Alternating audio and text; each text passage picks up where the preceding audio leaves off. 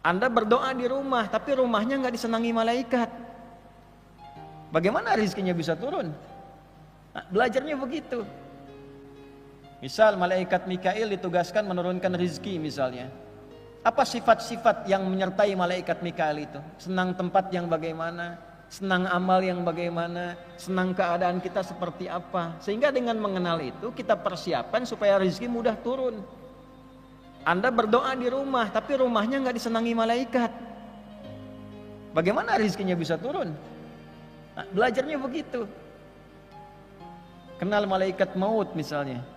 Ya, tahu malaikat maut, Israel. Pelajari sifatnya. Bagaimana sifatnya saat datang, bagaimana tanda-tandanya ketika datang, ya, supaya punya persiapan ketika pulang.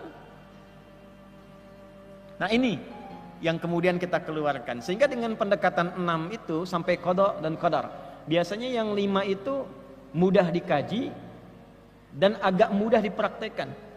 Tapi yang keenam itu seringkali dipertanyakan. Kalau yang kelimanya kuat, yang keenamnya mudah, maka sama seluruhnya antara suka dan duka.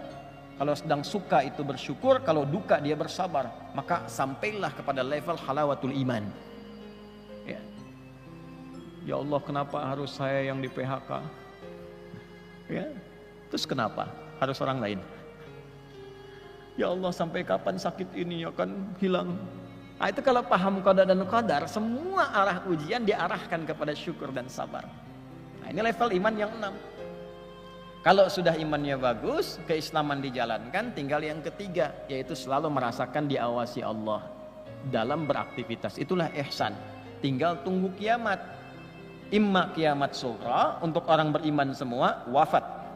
Tunggu sampai wafat. Ya, setelah orang beriman semua meninggal, kiamat kubra yang datang. Dalam rangka dia kemudian akan menuju wafatnya, dia akan melewati berbagai era. Pelajari eranya supaya antum tahu antum hidup di era apa. Karena nanti ada beberapa era itu yang akan dihadapi kata Nabi di masa depan saat Nabi bicara 15 abad yang lalu. Ya. Apa di antara eranya? Anda akan saksikan ada suasana yang terbalik. Ya, mohon maaf. Kebaikan dinilai dengan kesalahan. Kesalahan tiba-tiba jadi baik. Ada hobinya materialisme, meninggikan bangunan, memperbanyak harta, tak peduli bagaimana meraih caranya. Ada banyak keterbukaan dalam aurat. Nah, hidup di era apa? Kalau hidup di era itu, apa solusinya dari Nabi yang memberikan bimbingan kepada kita? Itu aja jalani sampai meninggal. Nah, itulah yang pokok. Hadis-hadis terkait dengan ini dikumpulkan oleh para ulama maknanya, maka menjadi materi sebagai pedoman hidup. Itulah yang dikenal dengan adab di kemudian hari. Maka di antara adab itu dikumpulkan pada sifat utama di hadis dimaksud. Ada adab untuk pengajar, ada adab untuk pelajar. Nah, kita saat ini memasuki di akhir halaman ke-24 adab untuk pengajar. Supaya antum tahu ustadz-ustadz yang baik bagaimana. Kalau sudah tahu ustadz yang baik, kiai yang baik, nah disitulah ada keberkahan ilmu.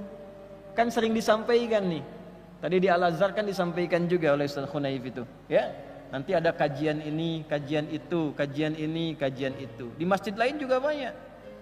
Ya, nah apa standarnya dari Nabi SAW untuk mengetahui bahwa pengajar-pengajar itu baik menurut Allah dan Rasulnya?